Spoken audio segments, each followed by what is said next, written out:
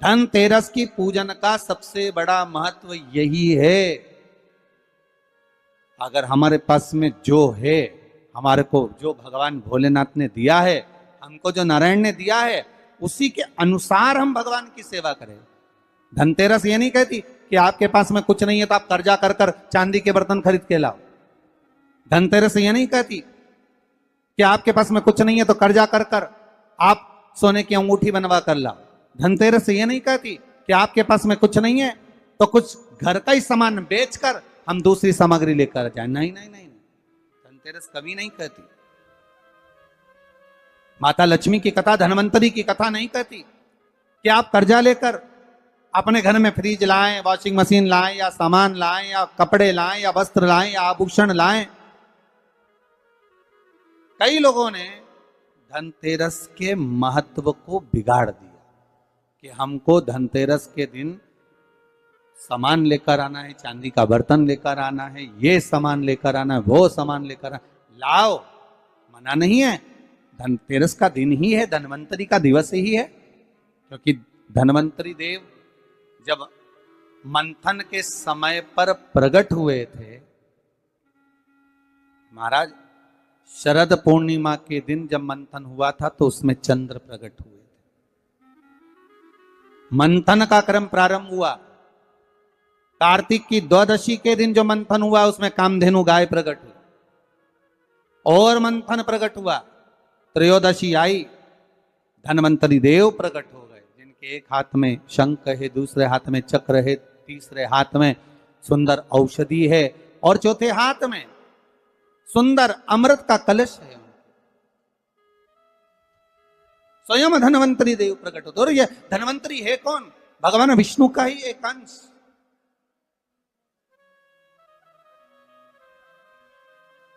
त्रयोदशी को धनवंतरी देव प्रकट हो गए। चतुर्दशी आई, मां कालका प्रकट हो गई। अमावस्या आई, माता लक्ष्मी प्रकट हो गई। ऐसे मंथन में निकल रहा। पर धनवंतरी के हाथ में अमृत कलश है। इसलिए हमारे यहाँ हिंदू धर्म में ये रीति रही है कि धनतेरस के दिन कोई सामग्री खरीदी जाती है, पीतल की, तांबे की,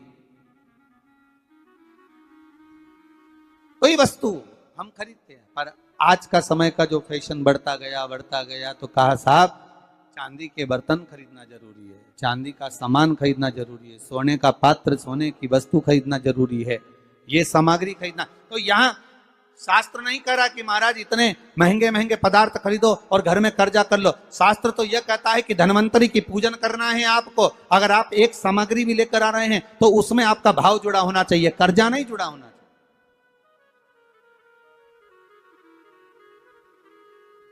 मेरा निवेदन रहेगा घर के बच्चों से भी, घर की माताओं से भी, घर की बहुओं से भी, घर की बेटियों से भी, आपके पिता, आपके घर के बुजुर्ग, आपके घर के बड़े, जिनकी जितनी सामर्थ्यता है और सामर्थ्यता के अनुसार अगर वो आपके यहाँ पर एक तांबे की एक प्लेट भी लाकर दे रहे हैं, तांबे का एक पात्र भी लाकर दे रहे हैं, एक छोटा सा वस्तु भी लाकर दे रहे हैं, तो आप समझना कि धनवंतरी देवता की कृपा हुई है और हमारे घर में आज ये वस्तु प्राप्त हुई, हमारे घर में आज ये वस्तु आई है। उसी को आप स्वर्ण की मान ले, उसी को आप चांदी की मान ले और उसी का पूजन करें। महाराज धनतेरस की कथा तो आप लोगों ने श्रवण करी होगी पहले। धनवंतरी की कथा, एक बार भगवान विष्णु मृत्युलोक में भ्रमण करने निकले और भगवान विष्णु जब मृत्युलोक में भ्रमण करने के लिए निकलते हैं, बड़े आनंद में जा रहे हैं। देवऋषि नारद उनका दर्शन कर रहे हैं। श्री नारद जी महाराज देख रहे हैं भगवान विष्णु जा रहे हैं, माता लक्ष्मी इनके पीछे पीछे चली। भगवान विष्णु ने पलटकर देखा, लक्ष्मी आप कहां आ रही हो? लक्ष्मी जी बोली, प्रभु मेरे को आपके साथ चलना। भगवान बोले, लक्ष्मी आप हमारे पीछे, हम दक्षिण की ओर जा रहे हैं और आप हमारे पीछे पीछे आ रही हो, इस दक्षिण की ओर आपको नहीं आना चाहिए, आप रुको। लक्ष्मी जी मानी नहीं। भगवान विष्णु लक्ष्मी जी से तुरंत, लक्ष्मी कहां जा रही हो?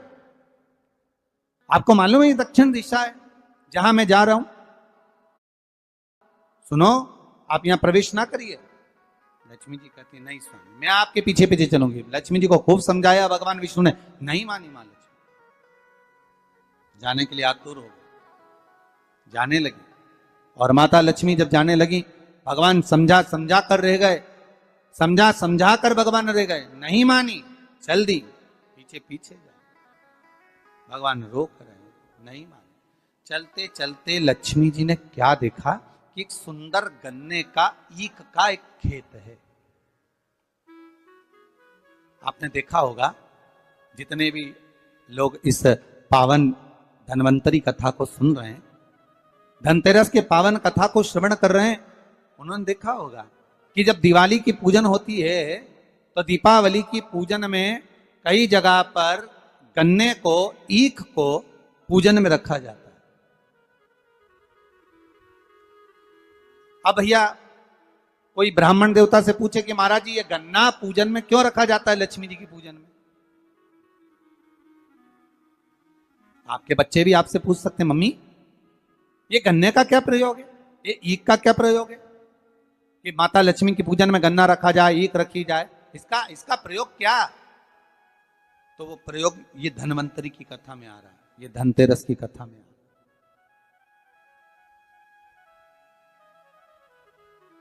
महाराज, हिंदू धर्म के अंतर्गत भगवान की पूजन में जो जो सामग्री चढ़ती है उसका कहीं ना कहीं कुछ ना कुछ प्रमाण जरूर रहता है, जरूर।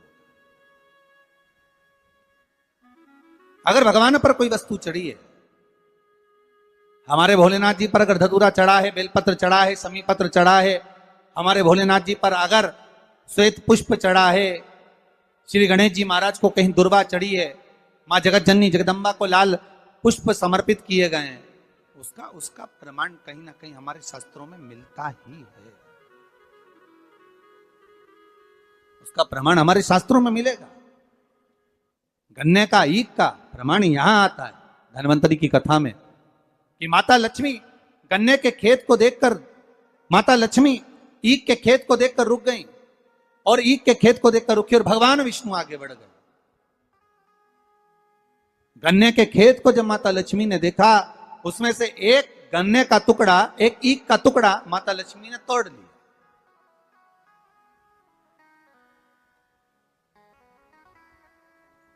अब जब गन्ने का टुकड़ा तोड़ा, ईख का टुकड़ा जब माता लक्ष्मी ने तोड़ लिया, तब उस गन्ने को तोड़कर माता ने मुख में उसको खाना, चबाना चालू करा। उस गन्ने का रस माता प्राप्त करने लगी।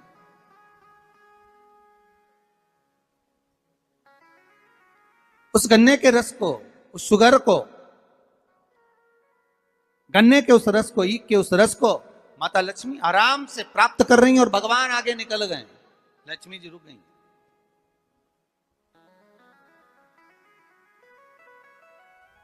देखा माने, स्वामी तो आगे चले गए, स्वामी ने पलटकर देखा लक्ष्मी गई कहां। भगवान जब वापिस आ रहे थे लक्ष्मी जी को ढूंढने के लिए, देखने के लिए, तब माता लक्ष्मी उस गन्ने के खेत में खड़ी होकर गन्ने को खाते हुए जब देखी गई, भगवान विष्णु ने कहा लक्ष्मी आपने श्रेष्ठता का कर्म नहीं करा। बहुत सुंदर प्रसंग है महाराज जी, ध्यान दीजिएगा। किसी के खेत में चना लग रहा है, किसी के खेत में गन्ना लग रहा है, किसी के खेत में कोई फसल लग रही है, खेत के मालिक से बिना पूछे अगर तोड़ ली जाती है, प्राप्त कर ली जाती है और उसका सेवन कर लिया जाता है, तो उसका भी दोष हमारा हिंदू धर्म बताता है, हमारे शास्त्र बताते हैं कि उसका भी दोष है। पहले भी कथा में कहा, 5 चोरों की कथा कही थी, उसमें वर्णन किया था भगवान को बिना दिए जो खा ले वो भी चोर है, बिना पूछे कोई वस्तु उठा ले वो भी चोर है, किसी के घर में बिना पूछे प्रवेश कर जाए, आपने दरवाजा नहीं बजाया, आवाज नहीं लगाई, बेल नहीं बजाई और आप घर में प्रवेश कर गए, चोर। चौथा,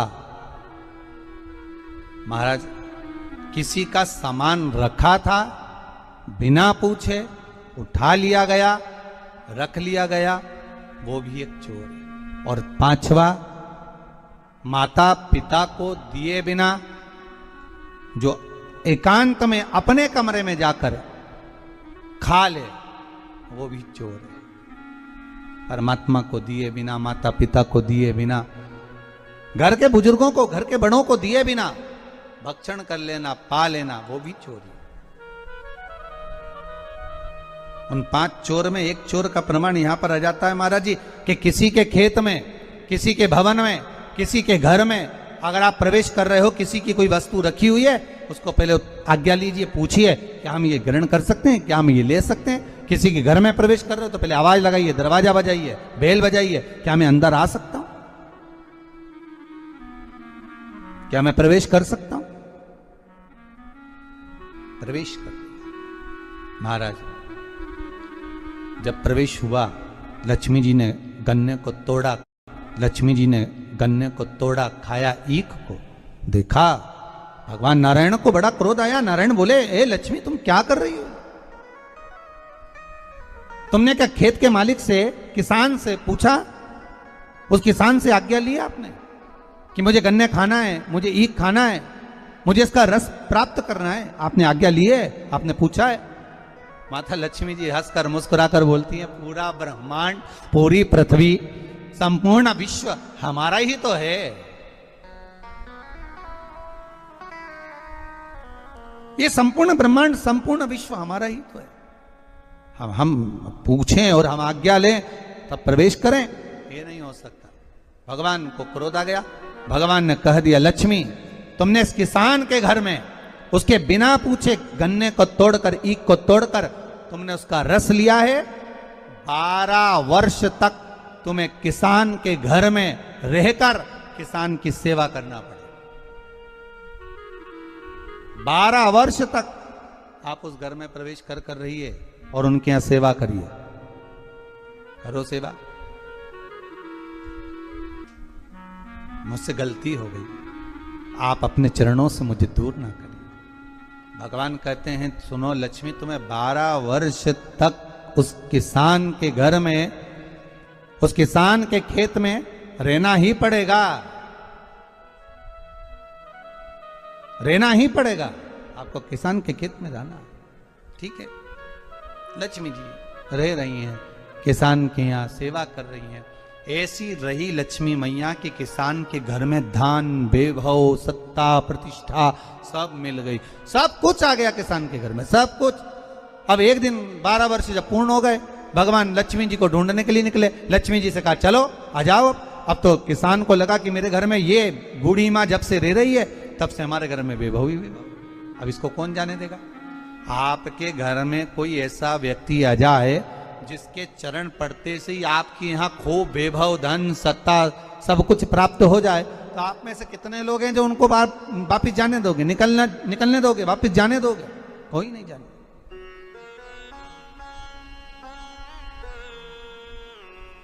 महाराज कौन जाने दे? थोड़ा और रुक जाइए, और रुकिए, और रुकिए। माता जाने का कहती हैं, किसान रोक लेता है। एक दिन भगवान विष्णु ही आ गए उस किसान के घर पर, और भगवान नारायण किसान के घर पर पहुंचे और पहुंचकर कहा, अब हमको ये लक्ष्मी है, हमें जाना है, आप हमको जाने दीजिए। किसान को कहा, किसान पहचान नहीं पा रहा, भगवान बुजुर्ग का रूप रख कर आए। जैसे लक्ष्मी एक बूढ़ी का रूप रखकर सेवा कर रही है, उसी तरह किसान भी बूढ़े का रूप रखकर सेवा कर रहा है। महाराज भगवान ने किसान को कहा कि तुम गंगा नहा कर आओ, तब हम जाएंगे। गंगा नहाते समय किसान के हाथ में कौड़ी दे दी। 4 कौड़ी लेकर किसान गंगा नहाने गया। जैसे ही गंगा जी में कौड़ी डालने को कहा, गंगा मैया प्रकट हो गई। किसान पूछता है, आप कौन? गंगा जी कहती हैं, मैं विष्णुपदी गंगा हूं। आप क्यों प्रकटी हो? गंगा जी ने कहा, आपको मालूम है ये कौड़ी किसने दी है? नहीं, तुम्हारे घर में जो है वो नारायण है, नारायण ने दिया। अब दौड़ कर गया और नारायण के चरणों को पकड़कर कहा, नाथ आप क्यों आए हो ये तो बताओ। भगवान ने कहा, आपको मालूम नहीं, मैं लक्ष्मी को लेने आया हूं, पर लक्ष्मी को तो मैं अपने यहां रखना चाहता हूं नाथ, मैं इसको छोड़ नहीं सकता।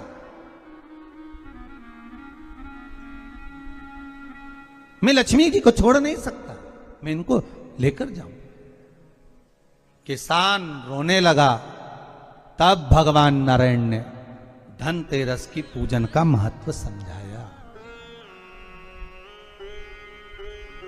तब भगवान ने धनतेरस की पूजन का महत्व समझाया। सुनो किसान, मृत्यु लोक में रहने वाला मानव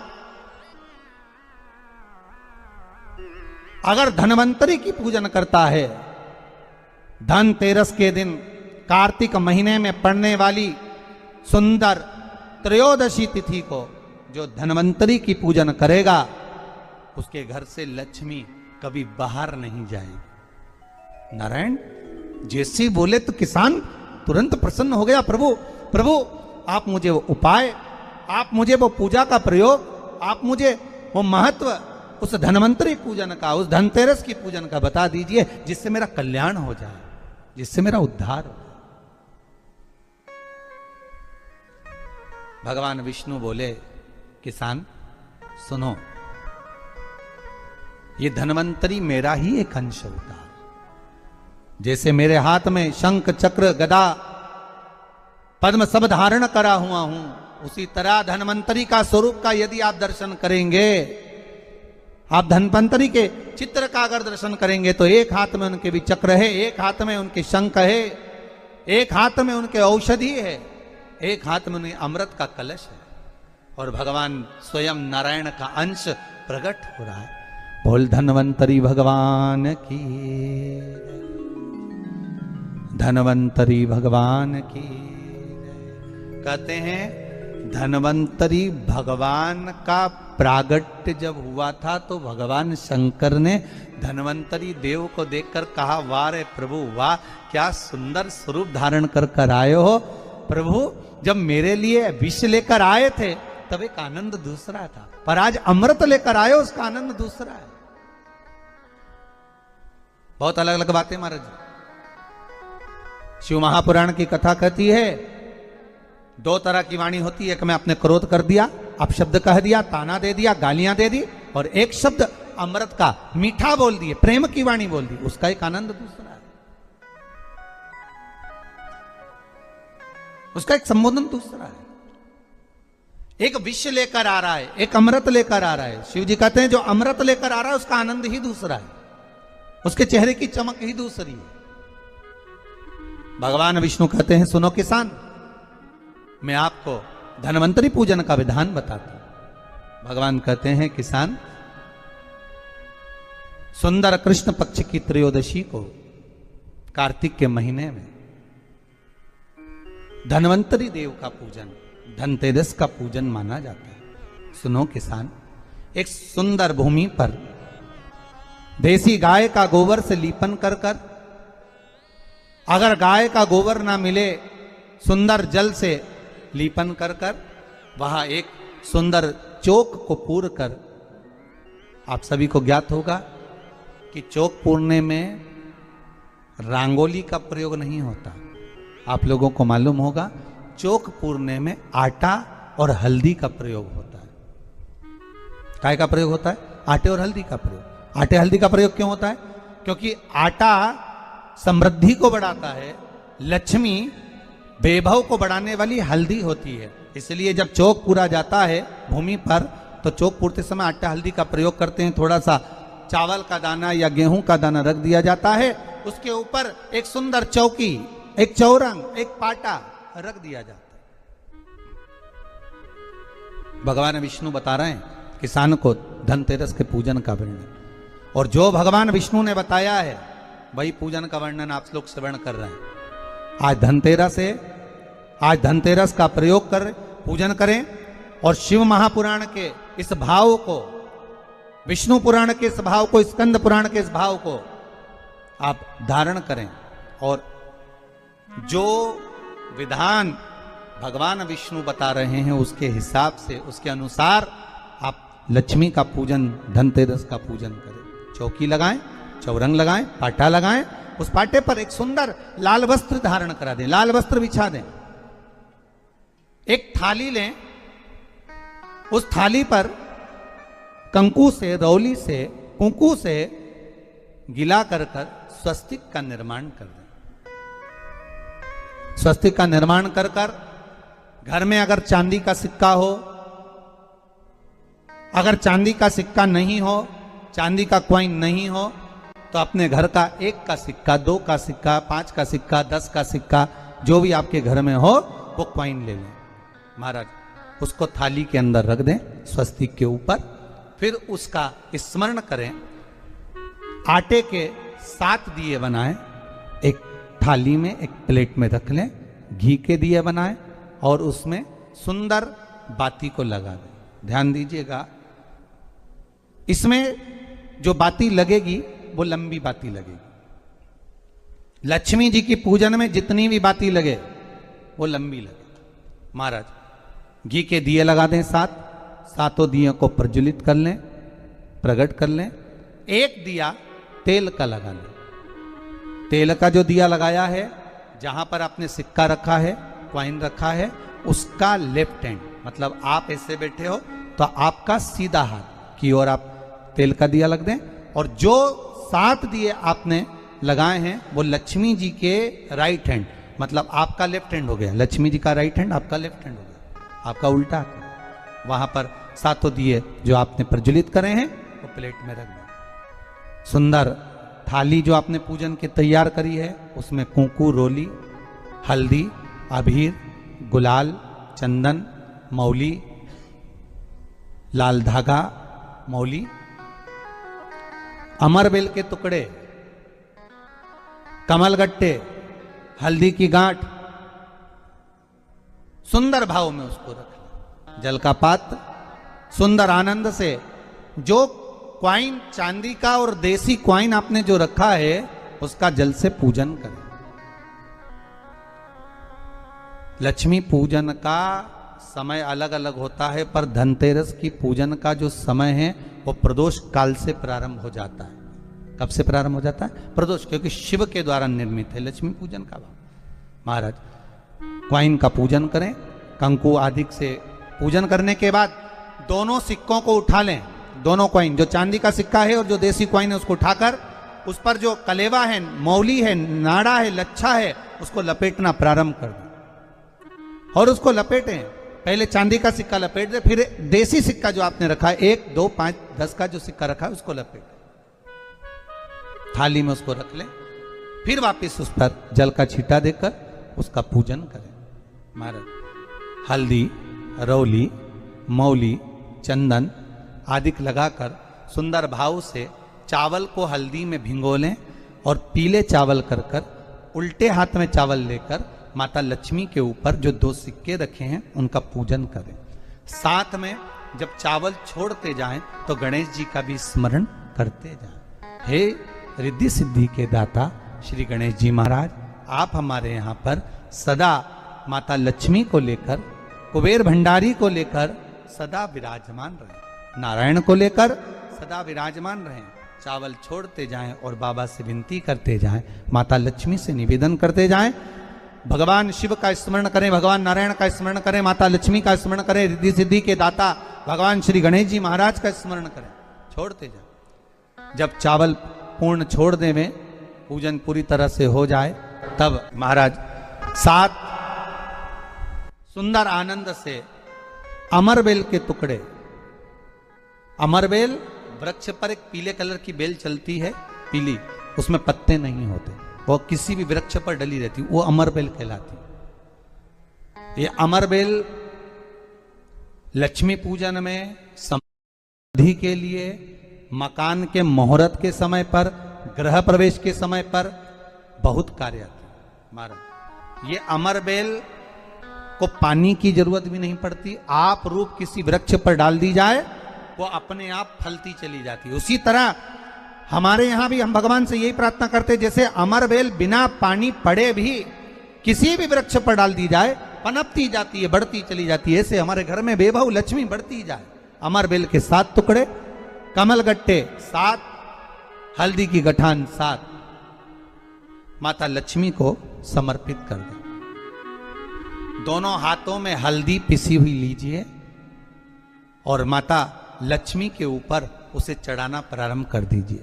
7 बार पिसी हुई हल्दी वो सिक्कों पर चढ़ा दें, अपनी मनोकामना कर कर अपने घर में माता लक्ष्मी को विराजमान करने के लिए। जब हल्दी पूर्ण चढ़ जाए, हाथ में कुंकू ले लीजिए, रोली ले लीजिए, उस रोली कुंकू को भी माता लक्ष्मी को समर्पित करिए। तब इसके पश्चात सुंदर जो भी घर में मिष्ठान हो, मीठा हो, नहीं हो, शक्कर हो, गुड़ हो, मिश्री हो, जो भी आपके पास में हो, खड़ी शक्कर हो, वो भगवान को माता लक्ष्मी को भोग रख दीजिए। अगर कुछ मीठा बना हो तो मीठा रख दीजिए। महाराज, घर में संपूर्ण पूजन कर कर आपके घर में जो देवालय में भगवान बैठे हैं उनका भी पूजन करिए। पूजन करने के पश्चात आप माता लक्ष्मी से निवेदन करिए, हे माँ, आप हमारे यहाँ सदा विराजमान हो। महाराज, ये जो पूजन है भगवान विष्णु जो बता रहे हैं किसान को, ये 5 दिन की पूजन है पूरी। आज कौन से दिन का पूजन बता रहे हैं? पहले दिन का। आज धनतेरस से रूप चौदस, अमावस्या, एकम और दूज, ये 5 दिन तक दीपावली का पर्व मनाया जाता है, दीप महोत्सव मनाया जाता है। पूजन करने के बाद जो 7 दिए आपने प्लेट में रखे हैं, थाली में रखे हैं पूजन के लिए, घी के, उन 7 दियों से माता लक्ष्मी की आरती उतारिए। उन 7 दियों से माता लक्ष्मी का पूजन करिए। माता लक्ष्मी से विनती करिए, मां, हम आपके पुत्र हैं। मां, आप हमारे घर का रास्ता भूल गई हो। मां, बहुत कष्ट है, बहुत दुखी है। मां, पर भगवान शिव पर विश्वास कर कर, कुबेर भंडारी पर, कुबेरेश्वर महादेव पर विश्वास कर कर, भगवान नारायण के सुंदर प्रसंगों पर विश्वास कर कर, मां, भगवान शंकर का अनुमोदन कर कर, हे मां, आप हमारे घर में विराजमान हो। मां, आप हमारे मार्ग को, हमारे घर को, हमारे घर के रास्ते को, हमारे घर के द्वार को आप भूल गई हो। मां, हे बेबहू लक्ष्मी, हे धन लक्ष्मी, हे संतान लक्ष्मी, हे मां लक्ष्मी, हे धान्य लक्ष्मी, आप हमारे घर में विराजमान हो। 7 दीप जो प्रज्वलित करे हैं उससे माता की आरती उतारिए। फिर माता को झोली पसार कर प्रणाम कर कर भूमि पर नमन करो। जब झोली पसार कर प्रणाम करें, झोली को अपनी ओर गिरा लें और माता को नमन कर कर जो 7 दिए आपने लगाए हैं, उन 7 दिए को अलग अलग स्थान पर ले जाकर, जैसे घर के हॉल में, एक रसोई घर में, एक जहां पर आप लक्ष्मी रखते हो उस स्थान पर, एक घर के द्वार के पास में, एक तुलसी के क्यारे के पास में, ऐसे अलग अलग 7 स्थान पर उन दीप को रख दिया जाए। महाराज, एक भगवान का जहां पूजन हुआ है, लक्ष्मी की जहां आराधना करिए, एक दीप वहां पर भी रखा जाए। जो तेल का दिया लग रहा है उसके पास में, फिर कहेंगे तेल का दिया माता लक्ष्मी के उल्टे हाथ पर और घी का दिया माता लक्ष्मी के सीधे हाथ पर। मतलब जो सिक्के आपने रखे हैं उस सिक्के का उल्टा हाथ तेल का, मतलब आपका सीधा हाथ होगा जहां तेल का दिया रखाएगा, और जहां आपका उल्टा हाथ होगा जहां पर घी का दिया लगाएगा, वहां माता जी का सीधा हो गया, आपका उल्टा हो। माता का स्मरण, माता लक्ष्मी से निवेदन करिए, हे मां कृपा सागर, करुणा सागर मां, आप भगवान विष्णु के साथ विराजमान हो, आप भगवान नारायण के साथ में हमारे यहां सदा विराजमान हो। मां, ऐसी कृपा कर दीजिए। महाराज, मां से विनती कर कर बड़ा उत्साह, बड़ा उमंग, बड़ा आनंद रखना, ये भाव रखना घर में। भगवान विष्णु कहते हैं किसान से, हे किसान, आपने अगर धन्वंतरी की पूजन करी है, धनतेरस की पूजन करी है, कोई वस्तु, कोई सामग्री अगर आप लेकर आए हो, कोई पात्र लेकर आए हो, कोई तांबे का पात्र लाए हो, जो भी वस्तु आप नहीं लेकर आए हो उसका भी पूजन उसी दिन कर लेना चाहिए।